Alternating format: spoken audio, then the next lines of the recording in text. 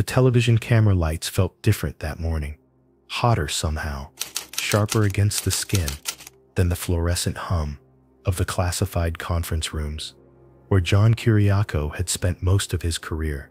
It was December 2007, and the former Central Intelligence Agency case officer sat across from Brian Ross in an ABC News studio, his hands folded on the table, his voice steady as he prepared to say something no one from Langley had ever said on camera before. He was about to confirm that the United States government had waterboarded prisoners in its custody after September 11th, that he himself had been briefed on the technique, that it had been used on Abu Zubaydah in a black site somewhere the American public was not meant to know existed. The room smelled of coffee and old carpet and the faint electrical burn of studio equipment running too long. Outside the windows, morning traffic in New York moved in patterns that had nothing to do with the wars being fought in distant valleys, under different names. Kiriakou had rehearsed the words, but not the weight they would carry, not the fact that this single interview would set in motion a chain of events that would culminate 5 years later with him standing in an orange prison jumpsuit, the first person in American history to be convicted under the Intelligence Identities Protection Act for revealing information to journalists. The irony would not escape him later that he had spent 2 decades protecting secrets and was now being punished for telling a truth the government had already acknowledged in careful legal memos drafted behind closed doors. What follows is drawn from declassified files, court records, public archives, congressional testimony, and the documented accounts of those who lived through the machinery of secrecy when it turned against one of its own. The machinery of American intelligence, after September 11, 2001, moved faster than oversight could follow, faster than law could clarify, faster than the public could comprehend, and certainly faster than the case officers on the ground could reconcile with the training they had received at the farm in rural Virginia, where they had learned to recruit assets, run dead drops, and operate under alias without breaking the law. John Kiriakou had joined the CIA in 1990, a time when the Soviet Union was collapsing and the agency was reorienting toward regional threats, terrorism cells, nuclear proliferation, and the messy asymmetry of conflicts that did not fit Cold War doctrine. He was a Greek-American kid from Pennsylvania who had studied international relations and Middle Eastern history, who spoke some Arabic, who believed in service, who wanted to do something that mattered in a world that suddenly felt more dangerous than the one his parents had grown up in. By 2001, he had served in Athens and in Pakistan, had worked counterterrorism cases, had learned the rhythms of liaison work and the frustrations of bureaucratic approval chains that could stall operations for weeks while targets moved freely across borders. When the towers fell in New York, Kiriakou was stationed overseas, and like every other intelligence officer in the field, he felt the mission shift overnight from cautious surveillance and patient recruitment to something urgent and undefined, a mandate to prevent the next attack by any means the lawyers could justify. The mandate came from the top, from a White House still dusted with the ash of Manhattan, from a Congress that had voted for war with overwhelming bipartisan support, from a public that wanted revenge and protection in equal measure, and did not care much about the details of how either was delivered.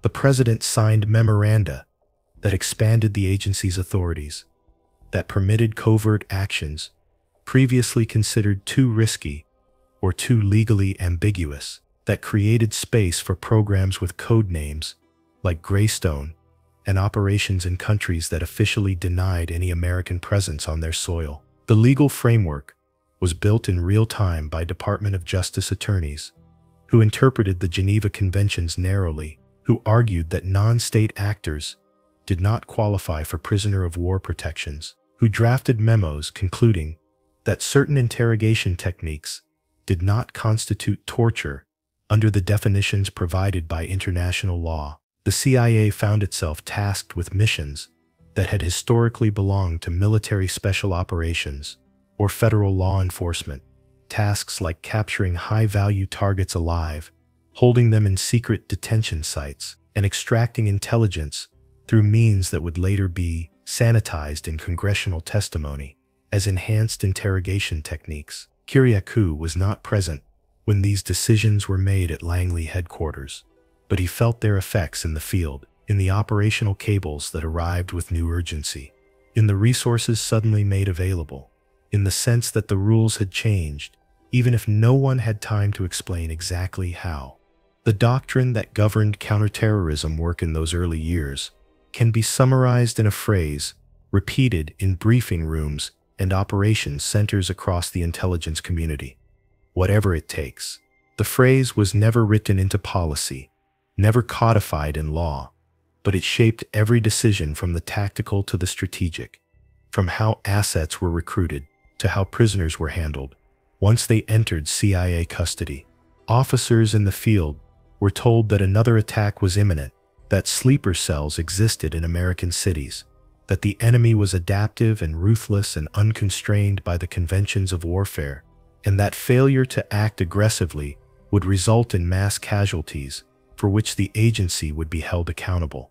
The psychological pressure was immense, amplified by daily threat briefings that painted worst-case scenarios in vivid detail, by news reports of thwarted plots and suspicious activity, by the memory of September 11th replaying in everyone's mind whenever a new piece of intelligence suggested something larger was in motion. Kiriakou later described the atmosphere as one of controlled panic, a state where urgency overrode reflection, where questioning a tactic could be interpreted as weakness or lack of commitment, where loyalty to the mission meant not asking too many questions about methods. Pakistan became a focal point of operations because the country harbored remnants of the Taliban and provided sanctuary for operatives moving between Afghanistan and safe houses in Karachi, Lahore, and Peshawar. The Pakistani intelligence service maintained complicated relationships with both American counterterrorism efforts and the very networks the CIA was hunting, a duality that made collaboration fraught with suspicion and operational security nightmares. Kiriakou worked closely with Pakistani counterparts, building trust through shared intelligence and coordinated raids, navigating the cultural and political sensitivities that determined whether an operation could proceed or would be quietly sabotaged by factions within the Pakistani government that saw American presence as a threat to sovereignty. The work required patience, linguistic skill, cultural awareness, and an ability to operate in moral gray zones where allies sometimes protected enemies and where success often depended on bending rules without breaking them, so visibly that headquarters would disavow the operation. The hunt for Abu Zubaydah began in late 2001 after signals intelligence and human sources indicated he was coordinating logistics for al-Qaeda operations from a location somewhere in Pakistan. Zubaydah was considered a high-value target, someone with direct knowledge of the organization's structure, its funding mechanisms, its training camps, and potentially its plans for future attacks. His capture was prioritized at the highest levels, with resources allocated to the operation that far exceeded what would normally be available for a single target. Kiriakou was part of the team assigned to locate Zubaydah, working long hours analyzing intercepts, interviewing sources, tracking associates, and building the intelligence picture that would eventually lead to a raid in Faisalabad in March 2002. The operation itself was chaotic, involving Pakistani commandos, CIA officers, in a firefight that left Zubaydah wounded and in custody. He was transported to a secure location, treated for his injuries by agency medical personnel, and then moved to a black site outside the normal channels of military detention or civilian law enforcement. The tradecraft required to locate a high-value target, like Abu Zubaydah, in Pakistan, involved layers of surveillance that ranged from technical collection to human intelligence to financial tracking. The CIA used signals intelligence provided by the National Security Agency to monitor phone networks, email accounts, and communication platforms, used by suspected operatives. These intercepts provided fragments of information, references to locations, aliases, meeting times, but rarely anything concrete enough to launch an operation without corroborating evidence from other sources. Human intelligence remained the most valuable and most difficult to obtain, requiring case officers to recruit assets who had access to the networks surrounding the target. People who could report on movements, identify safe houses, and provide real-time updates without arousing suspicion. Kiriakou spent months cultivating sources, offering money, protection, and sometimes resettlement opportunities in exchange for information. The process was slow, frustrating, and dangerous, both for the officers involved and for the assets who risked execution if their cooperation was discovered. One documented vignette from this period involves a source in Lahore who provided information about a courier suspected of delivering messages to Zubaydah. The source was a low-level operative within a network affiliated with extremist groups, someone motivated less by ideology than by financial desperation and a desire to get his family out of Pakistan.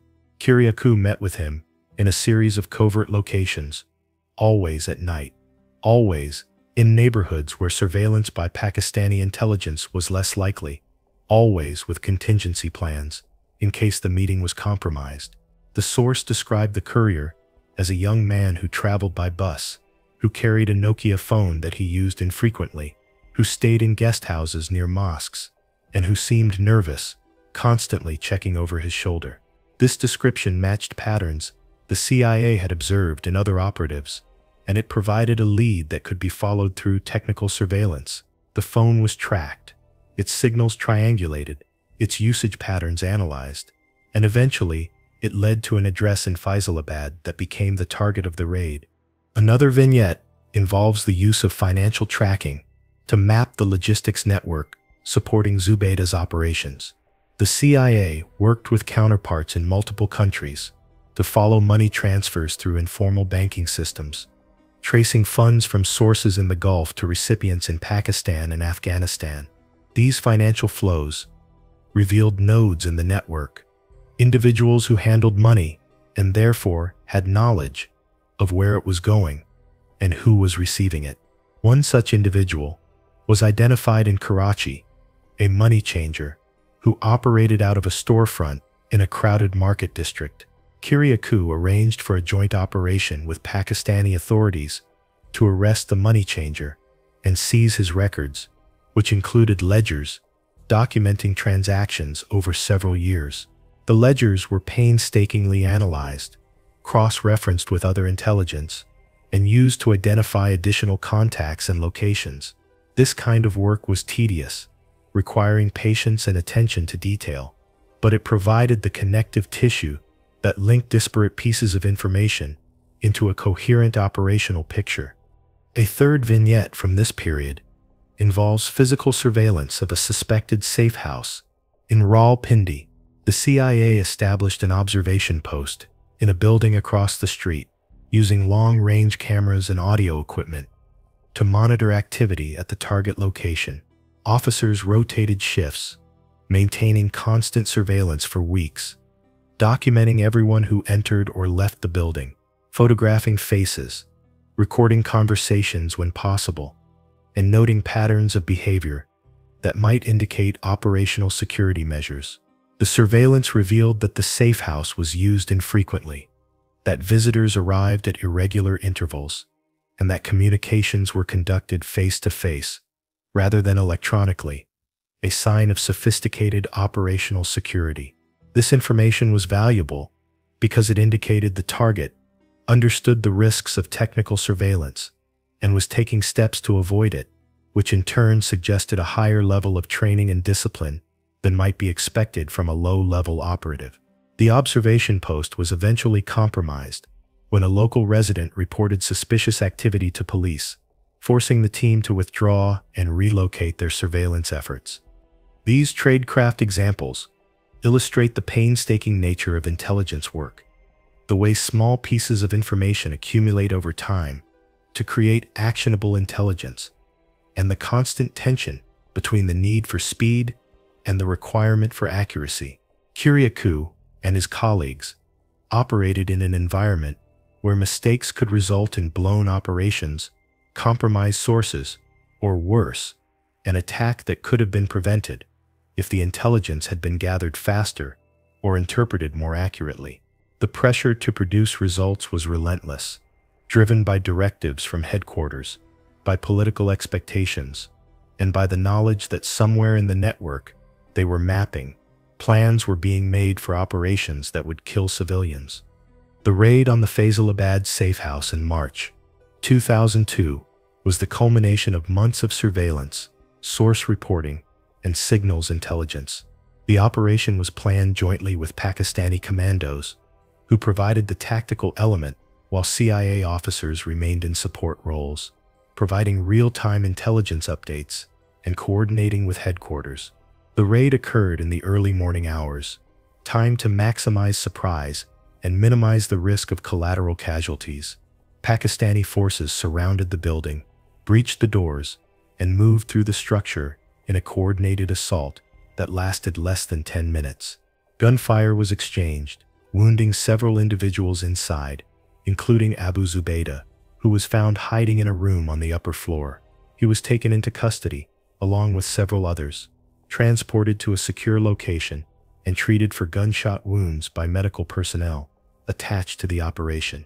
Kiriakou later described the scene as chaotic, with wounded men being triaged in makeshift conditions, interrogators arriving to begin questioning before the suspect had fully recovered from anesthesia, and a general sense that the operation had succeeded, but at a cost that was not yet fully understood. Zubaydah's capture was immediately classified as a major victory, announced publicly by the White House and the CIA as evidence that the war on terror was producing results. Behind the scenes, however, the situation was more complicated. Zubaydah was transported to a black site, a facility outside the United States, where he could be held without access to legal counsel, without notification to the International Committee of the Red Cross, and without the protections afforded by either military or civilian justice systems. The decision to use enhanced interrogation techniques on Zubaydah was made at high levels, approved by attorneys who argued that the techniques were legal under the specific circumstances and necessary to extract time-sensitive intelligence about imminent threats. Kiriakou was briefed on the interrogation process, including the use of waterboarding, a technique that simulates drowning and had been used historically by military forces during survival training, but never sanctioned for use on prisoners in U.S. custody. The briefing described the technique in clinical terms as a controlled procedure designed to induce stress and break resistance without causing permanent physical harm. Kiriakou later stated that he was told Zubaydah had withstood only a few seconds of waterboarding before beginning to cooperate, a claim that would later be contradicted by declassified documents showing the technique had been used repeatedly over multiple sessions. A second pivotal operation involved the capture of Ramzi bin al-Shibh in Karachi in September 2002. Bin al-Shibh was believed to have been involved in planning the September 11th attacks and had evaded capture for over a year by moving frequently between safe houses and using operational security measures that made him difficult to track. The operation to capture him was similar in structure to the Faisalabad raid, involving joint coordination with Pakistani forces, surveillance to establish his location, and a rapid assault designed to prevent escape or destruction of evidence. The raid succeeded in capturing bin al-Shibh, along with several associates, and he was subsequently transferred to CIA custody and moved to a black site where he was subjected to enhanced interrogation techniques. The intelligence derived from his interrogation was used to disrupt several planned operations and to identify additional members of al-Qaeda's network, though the exact value of the intelligence remained contested, with some analysts arguing that much of what was obtained could have been gathered through traditional interrogation methods, and others insisting that the enhanced techniques were necessary to overcome resistance. A third operation from this period involved the disruption of a plot to attack Western targets in Southeast Asia. Intelligence gathered from multiple sources indicated that operatives were planning coordinated bombings in Indonesia, and the Philippines, targeting locations frequented by tourists and expatriates. The CIA worked with local intelligence services to identify the operatives, track their movements, and arrest them before the attacks could be carried out. The operation required careful coordination across multiple jurisdictions, with diplomatic negotiations, to ensure that arrests could be made without triggering political backlash or compromising ongoing intelligence collection efforts. The arrests were executed simultaneously in 3 cities, resulting in the capture of over a dozen individuals and the seizure of bomb-making materials, communications equipment, and documents outlining the operational plans. The success of this operation was attributed to the intelligence gathered from detainees in CIA custody, though again the specific contribution of enhanced interrogation techniques versus traditional methods remained a matter of internal debate. Counter-operations during this period focused primarily on protecting the secrecy of the black site program and preventing leaks about interrogation methods. The CIA implemented strict compartmentalization, limiting knowledge of the program to a small number of personnel with need-to-know access. Communications about the program were conducted through secure channels, with code words used to refer to specific techniques and facilities. Congressional oversight was minimal, with briefings provided only to senior members of the intelligence committees, under strict conditions that prohibited them from sharing information with staff or other members. This lack of oversight created an environment where abuses could occur without detection, where legal boundaries could be pushed without immediate accountability, and where individual officers like Kiriakou could be left uncertain about the legality and morality of the operations they were supporting. The techniques used in the Black Site program were developed through a process that involved psychologists, interrogators with military backgrounds, and attorneys who provided legal justifications for methods that would later be widely condemned as torture.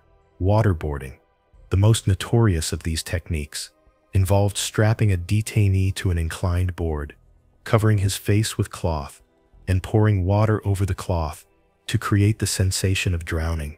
The procedure was designed to induce panic and helplessness, to break down psychological resistance, and to compel the detainee to provide information. Documents later declassified revealed that waterboarding was used far more frequently than initial briefings suggested, with Abu Zubaydah subjected to the technique 83 times in August 2002 alone.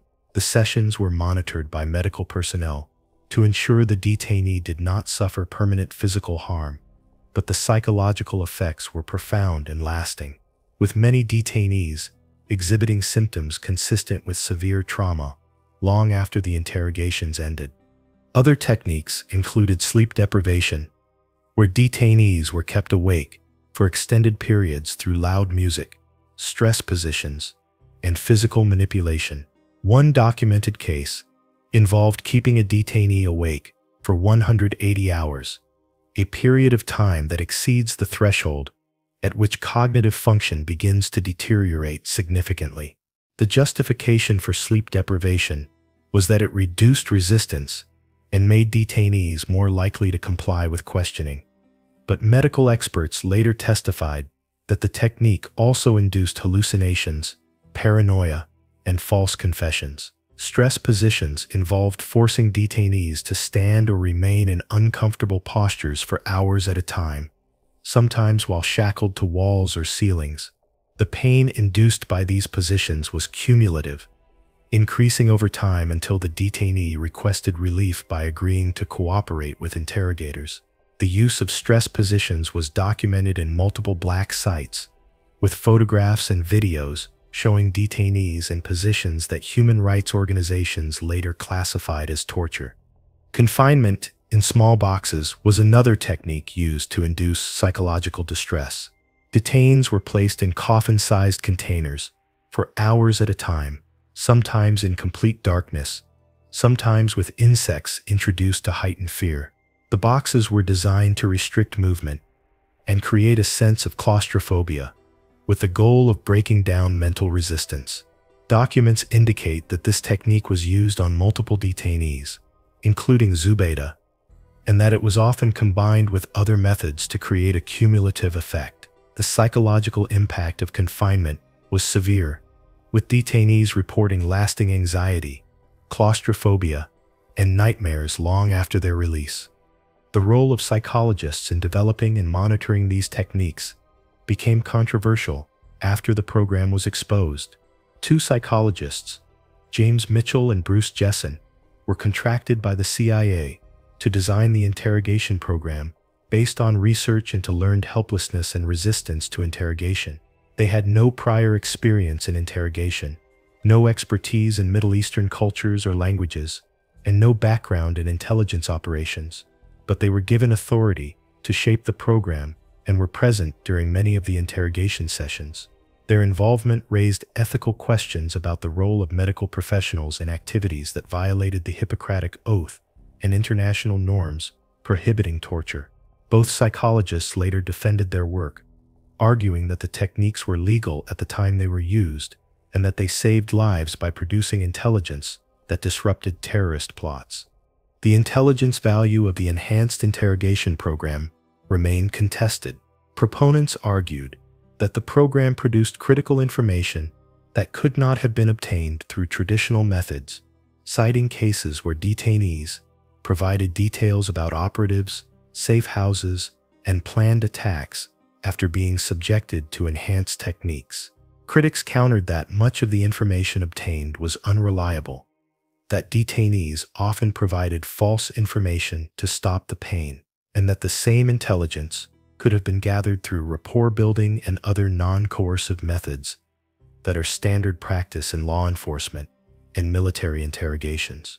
A Senate Intelligence Committee report released in 2014 concluded that the program did not produce unique intelligence that prevented attacks, that detainees often fabricated information under duress, and that the CIA had misrepresented the program's effectiveness to policymakers and the public. The report, which was based on a review of over 6 million pages of classified documents, described the program as brutal, ineffective, and poorly managed, with inadequate oversight and accountability.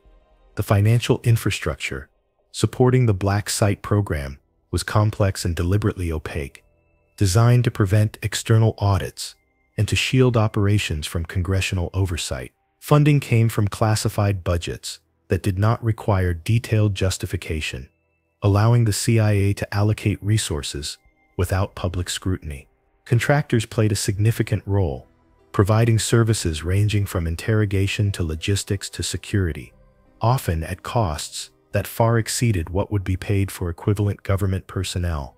The use of contractors created a layer of legal insulation, with the agency arguing that certain activities fell outside the scope of government accountability because they were performed by private entities operating under contract. This arrangement also allowed for flexibility, enabling the agency to scale operations up or down without the bureaucratic constraints of hiring or firing government employees.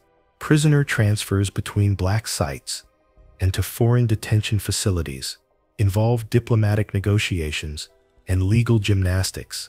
Countries that hosted black sites did so under agreements that granted them plausible deniability, with the CIA operating facilities on their territory, but without official acknowledgement from host governments. These arrangements required careful management, with payments, political assurances, and intelligence sharing used to maintain cooperation. In some cases, prisoners were transferred to countries with poor human rights records, under a practice known as extraordinary rendition, where the receiving country would conduct interrogations using methods that were illegal under U.S. law, but permissible under local statutes. This practice outsourced torture, allowing the U.S. to benefit from intelligence obtained through abusive methods, while maintaining legal distance from the acts themselves. Propaganda and public messaging about the war on terror were carefully managed to maintain public support for aggressive counterterrorism policies.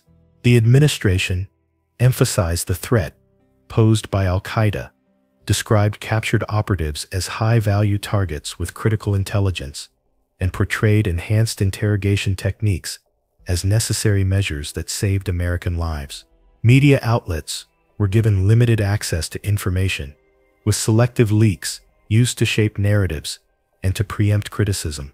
When stories about black sites and waterboarding began to emerge in the press, the administration dismissed them as inaccurate or exaggerated, while behind the scenes working to identify the sources of the leaks and to limit further disclosures.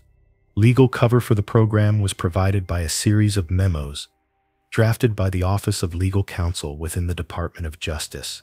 These memos, written primarily by John Yoo and J. Bybee, interpreted laws prohibiting torture narrowly, arguing that techniques like waterboarding did not meet the legal definition of torture because they did not cause suffering equivalent to organ failure or death.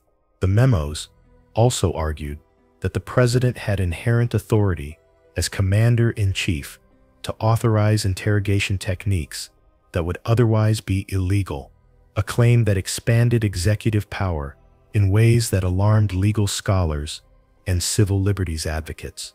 The memos were later withdrawn after being leaked to the press, and the Department of Justice issued revised opinions concluding that many of the techniques used in the Black Site program did constitute torture under both domestic and international law. Logistics for the Black Site program involved transporting detainees across international borders using unmarked aircraft operated by CIA front companies. These flights, later tracked by journalists and human rights organizations, moved prisoners between sites in Poland, Romania, Thailand, and other countries, often stopping at military bases in friendly nations to refuel and to avoid commercial airports where the presence of shackled prisoners would attract attention. The aircraft used in these operations were registered to shell companies with innocuous names, making it difficult to trace ownership back to the CIA flight logs. When they were eventually obtained through public records requests in European countries, revealed a pattern of movements that correlated with known capture and interrogation timelines, providing evidence that helped journalists and investigators map the extent of the program. The turning point for John Kiriakou came not from internal doubts about the program, but from a decision to speak publicly about something he believed the American people deserved to know. By 2007, Kiriakou had left the CIA, frustrated by bureaucracy, by the moral compromises required in the field, and by a sense that the agency had lost its way in the years following September 11th. He had moved into private security consulting, had written a book about his experiences without revealing classified information, and had maintained contacts with former colleagues who continued to serve. When ABC News approached him for an interview about the use of enhanced interrogation techniques, Kiriakou agreed, believing that the debate over these methods needed to include voices from people who had been directly involved, rather than relying solely on anonymous sources and official denials. The interview aired in December 2007, and in it Kiriakou confirmed that the CIA had waterboarded Abu Zubaydah, that he had been briefed on the technique, and that it had been effective in breaking the detainees' resistance. He also stated that he believed waterboarding was torture, and that its use was wrong, a moral judgment that distinguished his account from the carefully sanitized statements issued by the agency and the administration. The reaction to the interview was swift and polarized. Supporters of the interrogation program condemned Kiriakou for revealing classified information and for undermining morale among intelligence officers who believed they were acting legally and in the nation's interest. Critics of the program praised him for speaking out, for confirming what many had suspected but could not prove, and for putting a human face on policies that had been debated in abstract terms for years. Within the CIA, the interview triggered an internal investigation to determine whether Kiriakou had violated his secrecy agreements and whether he had disclosed information that could harm ongoing operations or compromise sources and methods. The investigation expanded over time, moving from the content of the ABC interview to other communications Kiriakou had with journalists, including emails and phone calls that had been monitored as part of broader leak investigations. In January 2012, the Department of Justice charged Kiriakou with multiple counts of violating the Espionage Act and the Intelligence Identities Protection Act. The charges alleged that he had provided classified information to journalists, including the names of undercover officers involved in the interrogation program. Specifically, prosecutors claimed that Kiriakou had given the name of a covert officer to a journalist, who then passed that information to legal investigators working on behalf of Guantanamo detainees. The charge under the Intelligence Identities Protection Act was particularly serious, as the law had been passed in 1982 to prevent the kind of disclosures that could endanger officers operating undercover. Kiriakou became the first person ever charged under that statute for disclosing information to the press, a fact that highlighted the government's aggressive stance toward leaks in the post-September 11th era. The case against Kiriakou was complicated by the fact that much of what he had disclosed was already in the public domain, or had been confirmed by government officials in other contexts. The use of waterboarding on Zubaydah had been acknowledged in press accounts, in congressional testimony, and in statements by administration officials. Kiriakou argued that his disclosures were intended to contribute to public debate about interrogation policies, not to harm national security or to expose undercover personnel. His defense attorneys sought to introduce evidence about the torture program itself, arguing that the government's prosecution was selective and motivated by a desire to silence critics rather than to protect legitimate secrets. The judge ruled that such evidence was irrelevant to the charges and could not be presented to the jury, effectively limiting the defense to technical arguments about whether Kiriakou had knowingly disclosed classified information. Faced with the prospect of a lengthy trial and the possibility of decades in prison, if convicted on all counts, Kiriakou agreed to a plea deal in October 2012. He pleaded guilty to one count of violating the Intelligence Identities Protection Act, acknowledging that he had confirmed the name of a covert officer to a journalist. In exchange, the government dropped the more serious Espionage Act charges, and Kiriakou was sentenced to 30 months in federal prison. The plea deal was controversial, with some viewing it as a pragmatic decision to avoid a harsher outcome, and others seeing it as a betrayal of principles, a capitulation to a government that was using the legal system to intimidate whistleblowers and to suppress information about abusive practices. Kiriakou's sentencing in January 2013 drew attention from civil liberties groups, journalists, and former intelligence officers who argued that the prosecution was unjust and that Kiriakou was being punished for revealing crimes committed by the government. The sentencing hearing included statements from supporters who praised Kiriakou's courage and from prosecutors who argued that his actions had endangered lives and violated the trust placed in intelligence officers. The judge imposed the agreed-upon sentence, 30 months, and Kiriakou reported to federal prison in Pennsylvania in February 2013. Becoming the only person associated with the CIA torture program to serve prison time, not for authorizing or conducting torture, but for speaking about it. John Kiriakou served 23 months in federal prison before being released to home confinement in February 2015. His time in prison was documented in letters and interviews, where he described the experience as isolating and dehumanizing, but also as an opportunity to reflect on the choices that had led him there. He maintained that he had acted out of conscience, that the American public had a right to know about the use of torture, and that his prosecution was part of a broader effort by the government to control the narrative around counterterrorism policies. Upon his release, Kiriakou became an outspoken advocate for whistleblowers, for transparency in government, and for accountability for officials who authorized or conducted torture. He wrote articles, gave speeches, and appeared on television programs to discuss his case and the broader issues it raised about secrecy, oversight, and the balance between national security and civil liberties. The declassification of the Senate Intelligence Committee's report on the CIA torture program in 2014 provided extensive documentation of the abuses Kiriakou had spoken about.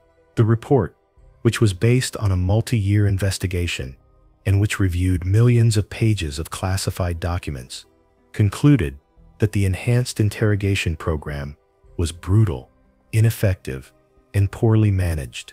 It described in detail the use of waterboarding, sleep deprivation, confinement, and other techniques, and it documented cases where detainees were subjected to treatment that clearly met the definition of torture under international law.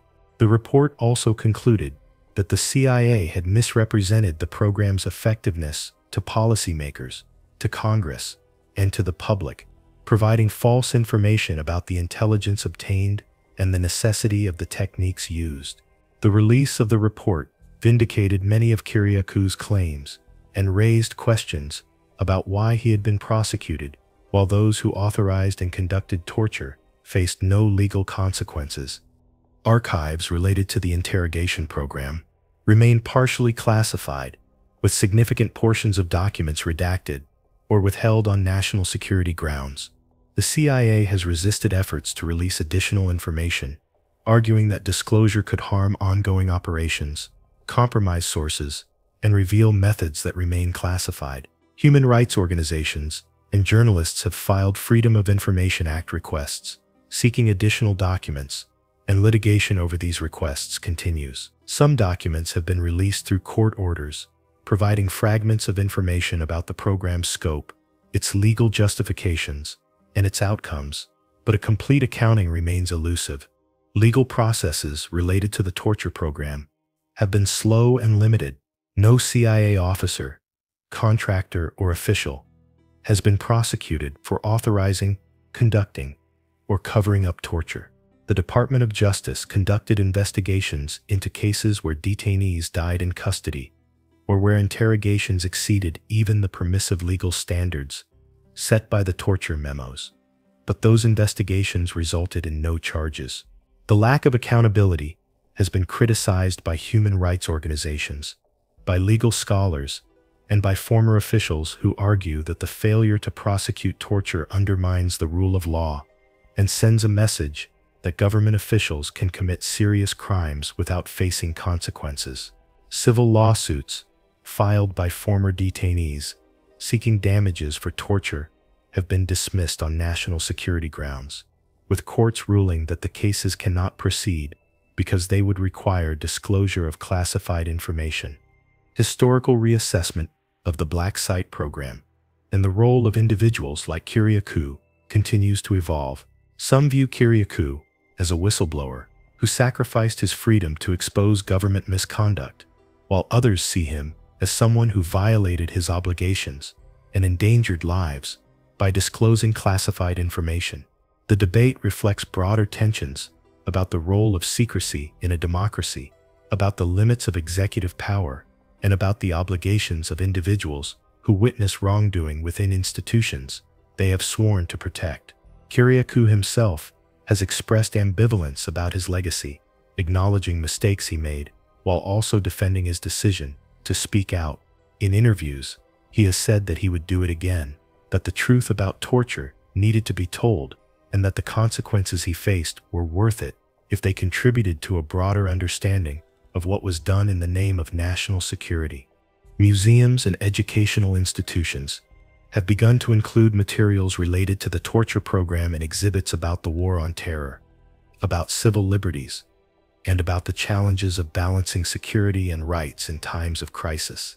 The National September 11th Memorial and Museum in New York includes exhibits that reference the interrogation program without providing extensive detail, a decision that has been criticized by some visitors who believe the full story should be told. Academic institutions have developed courses and research programs examining the legal, ethical, and practical dimensions of enhanced interrogation techniques using declassified documents, court records, and first-hand accounts to explore the decision-making processes that led to the program's creation and its eventual collapse. These educational efforts aim to ensure that future policymakers, intelligence officers, and citizens understand the consequences of policies that prioritize security over human rights. John Kiriakou's story is a reminder that secrecy, when taken to extremes, can shield abuses that corrode the very institutions it is meant to protect. The choice to speak publicly about waterboarding in the Black Site program cost him his career, his freedom, and his reputation within the intelligence community. But it also forced a national conversation about the limits of acceptable conduct in the name of security.